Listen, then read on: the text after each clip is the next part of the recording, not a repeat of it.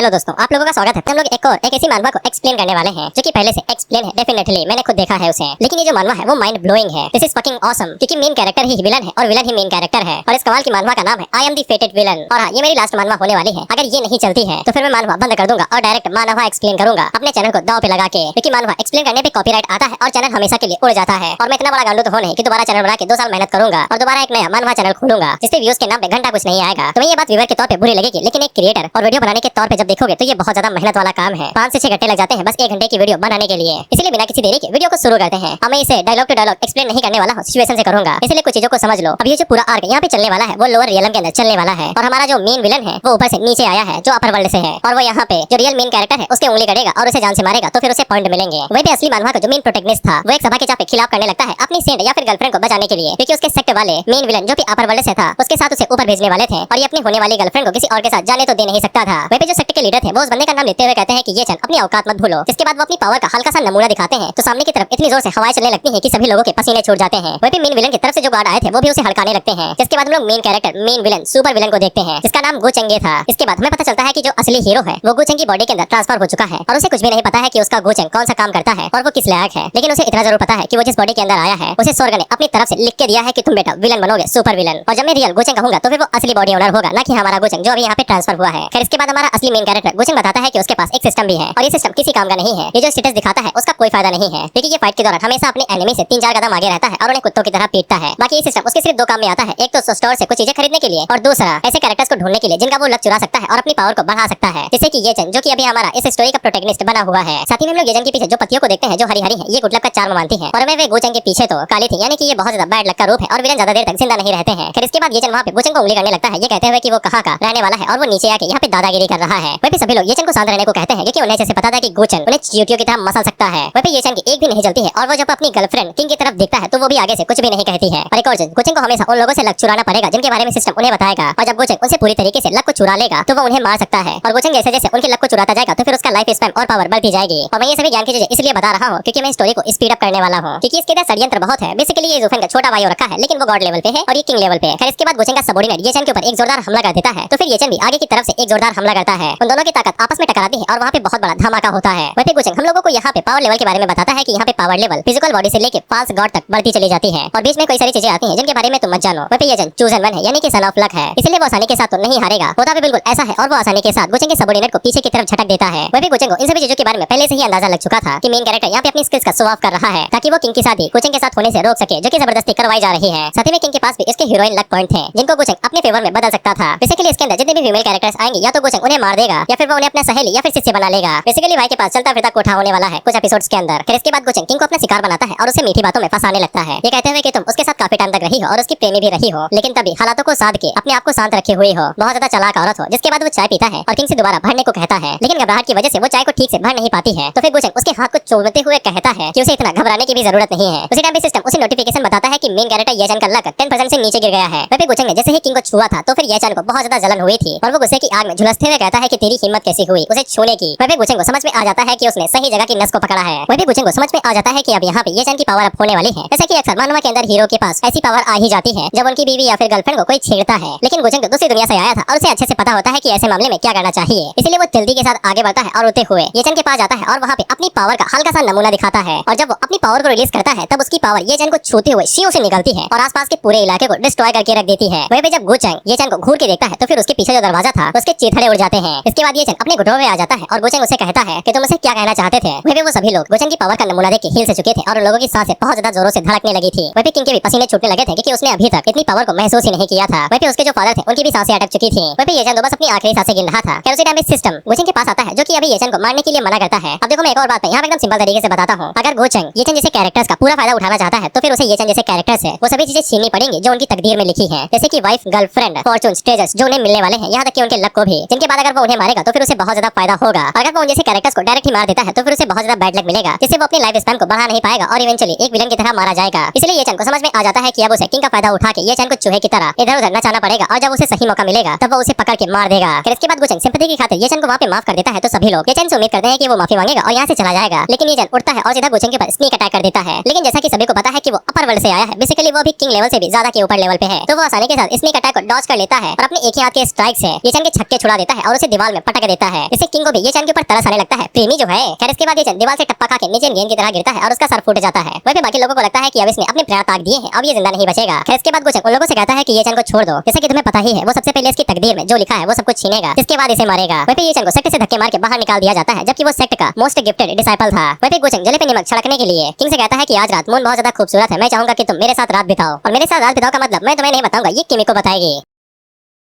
वहीं पे किंग भी आगे से मना नहीं कर पाती है क्योंकि उसके फादर उसे फोर्स कर रहे थे और वो आगे से इसके लिए हाँ कह देती है। वहीं पे ये चैन के दिल के ऊपर तो छुरे चल जाते हैं और उसके बहुत ज्यादा लक पॉइंट माइनस में चले जाते हैं, जो कि डायरेक्टली ही गोचंग को मिल जाते हैं। वो भी अब गोचंग को ज़ेचैन को बस चूहे की तरह छोड़ देना था, जो अब बिल में वापस जाएगा और खजाने को ढूंढेगा। इसके बाद गोचंग उस खजाने को भी छीन लेगा और उसे मार गिराएगा। इसके बाद हम लोग गोचंग के एक बहुत ज्यादा लॉयल सर्वेंट को देखते हैं, जो कि छत के ऊपर से किंग और उसके फादर की बात सुन रहा था, जहाँ पे किंग के फादर को काफी अच्छे से पता था कि वो ये चैन को पसंद करती है, लेकिन किंग को भी काफी ज्यादा अच्छे से पता था कि गोचंग उन्हें वो चीजें दे सकता है जो ये चैन उन्हें नहीं दे सकता है, इसलिए वो खुद को कुर्बान करने के लिए मान जाती है। वहीं पे लॉयल सर्वेंट गोचंग के पास जाता है और उन्हें इन सभी चीजों के बारे में बताता है। साथ ही में वो सर्वेंट गोचंग को एक खास बात बताता है कि लॉर्ड अपनी बेटी को कुर्बान करने के लिए क्यों आगे बढ़ चुके हैं। पेजवान सीक्रेट लॉर्ड यानी किंग के फादर की जो वाइफ थी वो अपर वर्ल्ड के अंदर एक नोबल लेडी रहा करती थी, लेकिन उन्हें किसी वजह से अपर वर्ल्ड के अंदर पकड़ लिया गया था और फोर्सफुली वापस यहाँ पे भेज दिया गया है। लेकिन वो नीचे आने के बाद कभी भी किंग के फादर से मिले ही नहीं है, इसलिए किंग के फादर किंग का इस्तेमाल करके उसे गोचंग के साथ ऊपर भेजना चाहते हैं ताकि उन्हें वाइफ के बारे में कोई इन्फॉर्मेशन मिल सके। वहीं पे गोचंग सर्वेंट से ये चैन के हाल पूछता है तो फिर बताता है कि वो अभी जेल के अंदर बंद है। गोचंग उसे कहता है कि उसके ऊपर नजर बनाए रखो, वो सोने का चीज ढूंढने वाला चूहा जो है। वहीं गोचंग के हाथों के नीचे अब 2 कैरेक्टर आ चुके थे जिनका अलग अब उसके हाथों के बीच में है। इसके बाद गोचंग को फर्स्ट गिफ्ट पैक दिया जाता है और जब गोचंग उसे ओपन करता है तो फिर उसे 3 आइटम दिए जाते हैं, जिनमें से जिसको वो सिलेक्ट करने वाला है उसका नाम broken third of the world seed है। इसके डिस्क्रिप्शन में बताया जाता है कि इसको रिफाइन करने के बाद उसकी बॉडी के साथ एक अलग ही दुनिया का नेचर जुड़ जाएगा और उसके पास बहुत ज्यादा लग आ जाएगा, बिल्कुल बेहिसाब। इसकी मदद से वो अपनी जिंदगी और मौत को भी कंट्रोल कर सकता है। और गोचंग को समझ में आ जाता है कि अगर वो वर्ल्ड सीड को कल्टीवेट करता रहता है तो फिर इस दुनिया के अंदर कोई भी माँ का लाल नहीं है जो उसे मार सकेगा और वो